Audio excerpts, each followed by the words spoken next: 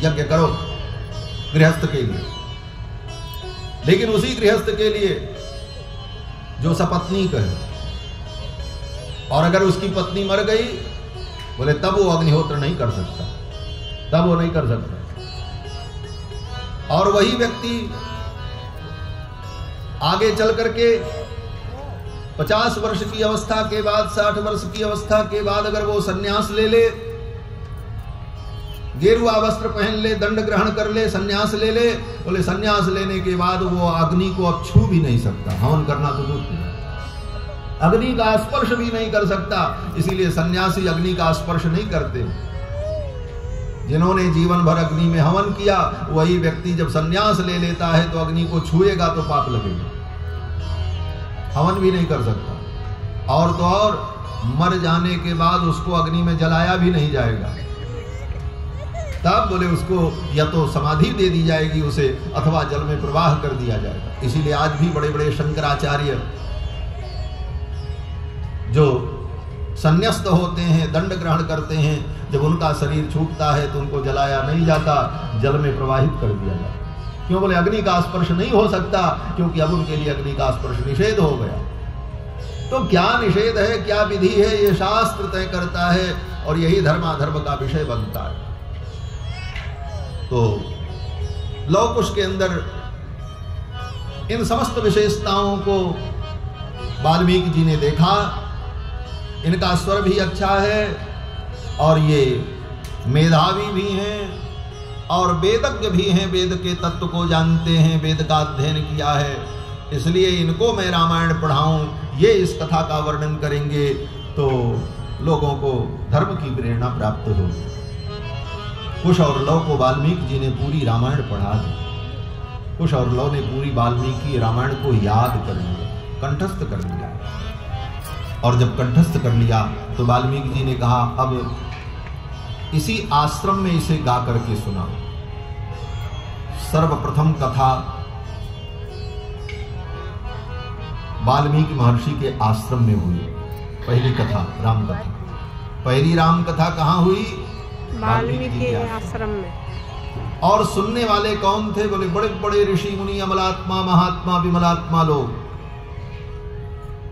कुश और लव कथा का गायन करने लगे दोनों भाई, और वे मुनि लोग जब सुनने लगे तो तच्छ्रुत्वा मुनयः सर्वे बाष्पपर्याकुलेक्षणाः।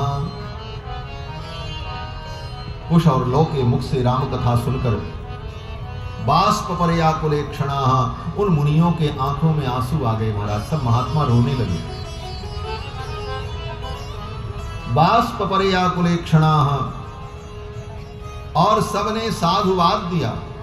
साधु साध्वीतितावूचुः, मुनियों ने कहा साधु साधु, ऐसी सुंदर कथा सुनाई, हृदय गदगद कर दिया। और सब बड़े विस्मित हुए, और सभी महात्माओं ने कहा कि अहो गीतस्य माधुर्यम, इनकी गीत की मधुरता देखो, कितना मधुर गा रहे हैं। अहो गीतस्य माधुर्यम श्लोकानां च विशेषतः, और विशेष करके श्लोकों का कितना सुंदर ये गायन कर रहे हैं। और जब वर्णन कर रहे हैं, व्याख्या कर रहे हैं, तो कैसी व्याख्या? बोले चिर निर्वृत्तमप्येतत् प्रत्यक्षमिव दर्शितम्, जो घटना बहुत पहले घटित हो चुकी है, उस घटना का ऐसा वर्णन कर रहे हैं कि जैसे वो आंखों के सामने घटना घटित हो रही है। सुनने वाले श्रोताओं की आंखों के सामने वो चित्र मानो प्रकट हो जाए, सचित्र वर्णन। और सुन करके मुनि महात्मा बड़े प्रसन्न हुए। अब सुनने के बाद प्रसन्न होकर के मुनि महात्माओं ने सोचा, इतनी सुंदर कथा सुनाई है कुश और लव ने, इस कथा के बदले में मैं इनको क्या दूं? क्या दिया जा सकता है? बोले भगवान की कथा के बदले में कुछ भी दिया जाए फिर भी उसकी निष्कृति नहीं। क्यों? बोले कथा की कोई कीमत ही नहीं है। क्यों? बोले कथा कथा सुनाने वाले को कितना भी दे दिया जाए, फिर भी कथा सुनाने वाले ने ही आपको दिया, आपने उसको कुछ नहीं दिया। क्यों? बोले सबसे बड़ा दाता वही है जो कथा सुनाया। उससे बड़ा दानी इस धरती पर कोई हो नहीं सकता। और ये मैं नहीं कह रहा हूं, ये गोपियां कह रही हैं भागवत में, गोपी गीत में। गोपियां कहती तव कथामृतम तप्त जीवनम कविभिरीडितम कल्मषापहम श्रवण मंगलम श्रीमदाततम भुवि गृणन्ति ते भूरिदा जना। जो आपकी कथा का दान करते हैं भूरिदा जना, उनके इतना बड़ा दानी दुनिया में कोई नहीं। क्यों? बोले उन्होंने जो कथा का दान किया वो दान अविनाशी है, और उस कथा के बदले में जो दान दिया गया वो बोले वो नाशवान है। कथा सुनाने वाले ने कथा सुनाई, आपने वो कथा जो पाई वो कथा तो कभी नष्ट नहीं होगी, लेकिन सुनाने वाले को आपने जो रुपया दिया, कपड़ा दिया, वो सब एक दिन नष्ट हो जाएगा। होगा कि नहीं होगा? सब नष्ट हो जाएगा। लेकिन उसने जो दिया वो कभी नष्ट नहीं होगा, वो जन्म जन्मांतर तक रहेगा। इसलिए कथा का दान करने वाला सबसे बड़ा दानी। भुवि गृणन्ति ते भूरिदा जनाः, गोपियां कहती। तो महाराज कथा सुनने वाले जितने ऋषि मुनि महात्मा थे उन सब ने सोचा इतनी सुंदर कथा सुनाई है इन कुमारों ने, इनके ऋण से तो हम ऋण नहीं हो सकते, फिर भी कृतज्ञता ज्ञापन करना यही धर्म है। कृतज्ञता ही धर्म है, और यही हमारे सनातन धर्म का स्वरूप है। हमारे यहां किसी ने हमारे ऊपर उपकार किया तो उसके उपकार से हम कभी ऋण नहीं हो सकते। बस हम उसके कृतज्ञ बन जाएं और कृतज्ञता का बोध हो हमारे अंदर, इसी का नाम धर्म। ये तो विदेशी संस्कृति है, किसी ने आपकी सहायता की तो उसको धन्यवाद बोल दो, बोले धन्यवाद, थैंक यू, काम खत्म। उसने इतना किया, आपने एक शब्द में उसको निपटा दिया, बोले ये हमारी भारतीय संस्कृति नहीं। और इन बातों को समझने वाले उस परिपाटी से शिक्षित लोग समझते कि यही बहुत अच्छा व्यवहार है।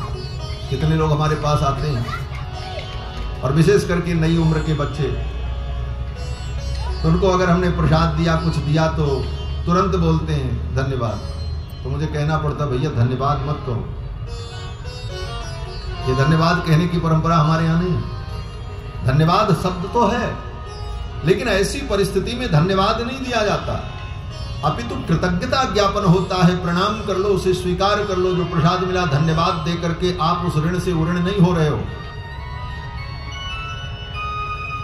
क्यों? बोले उसी का अनुवाद कर लिया, जो अंग्रेजी में शब्द प्रयोग होता उसी का अनुवाद कर लिया, हिंदी में धन्यवाद शब्द खोज लिया और कह दिया बोले धन्यवाद। धन्यवाद नहीं, कृतज्ञ रहना चाहिए। आपने कृपा की, हम कृतज्ञ हैं, और ये कृतज्ञता ही सनातन धर्म है। कृते प्रति च कर्तव्यम एष धर्म सनातन। श्रीमद् वाल्मीकि रामायण में सुंदरकांड में यह प्रसंग आता है।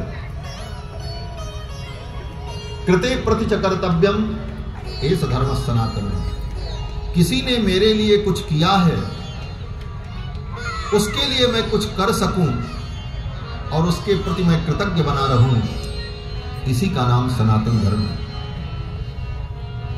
तो कथा सुनाई तो उसके बदले में दे तो कुछ सकते नहीं, लेकिन कुछ भी उनके चरणों में अर्पित करके हम कृतज्ञता ज्ञापित करें, ये धर्म है। तो उन मुनियों ने क्या किया?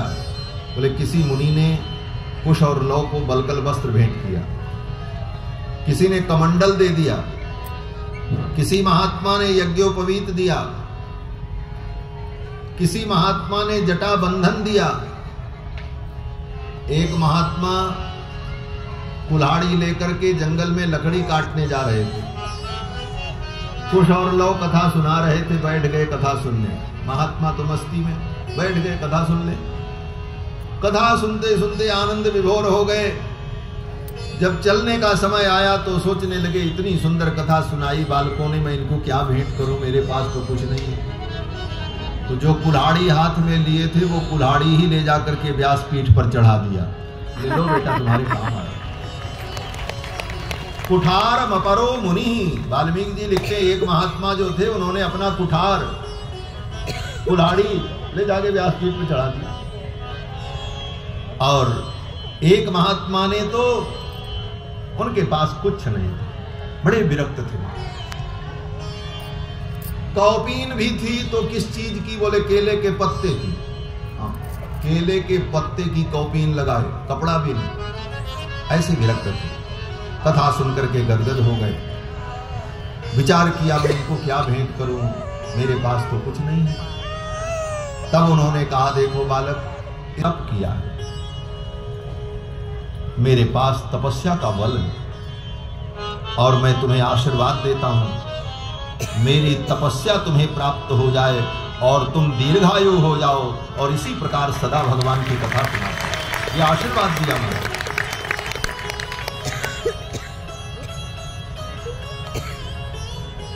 आयुष्य का आशीर्वाद प्रदान किया।